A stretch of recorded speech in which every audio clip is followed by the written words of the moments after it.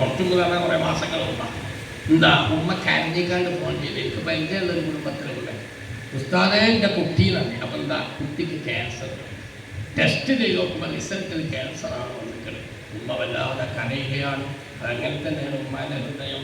ഞാൻ ദുആ കൊടുത്തുള്ള ശിഫയാക്കട്ടെ ചെയ്ത് കൊടുത്തു.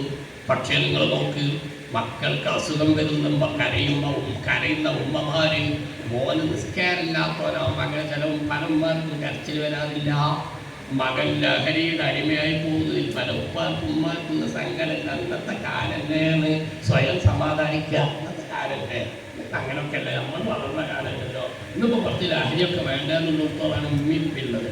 പിന്നെ മക്കളെ മകൻ ഈമാൻ നഷ്ടപ്പെടുന്ന വിജയത്തിൻ്റെയും കുഫ്രിൻ്റെയും വകുപ്പിലേക്കൊക്കെ എത്തുമ്പോൾ ഉമ്മാക്കും ഉപ്പാക്കും പലപ്പോഴും വേദനയില്ല.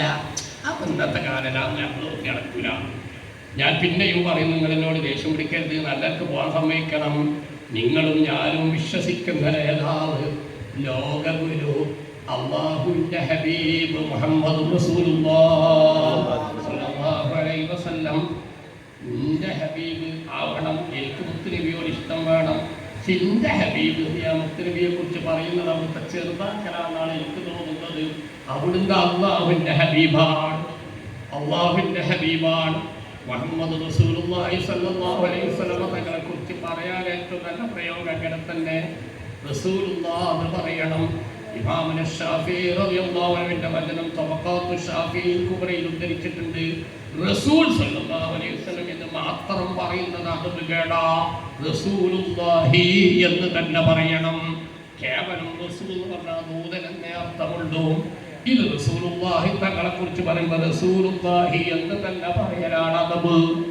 എന്നതുപോലെ നമ്മുടെ ഹബീബ് അത് വലിയൊരു സ്ഥാനമൊന്നുമല്ല. മുത്തുനബിക്ക് നമുക്ക് സ്ഥാനമാണ്. നമുക്ക് അവിടത്തോട് മഹബത്ത് അല്ലാഹു വർദ്ധിപ്പിച്ച് തരട്ടെ. നമുക്കുണ്ടൊരു കുഴപ്പം, ഞാൻ അങ്ങോട്ട് വരാൻ 2 ദിവസം അടുപ്പിച്ച് 100 സലാത്ത് ചെല്ലിയാൽ പിന്നെ നമ്മൾ സ്വയം തീരുമാനിക്കും നമ്മളിപ്പോൾ വലിയ ആശ കഴിക്കുന്നത്.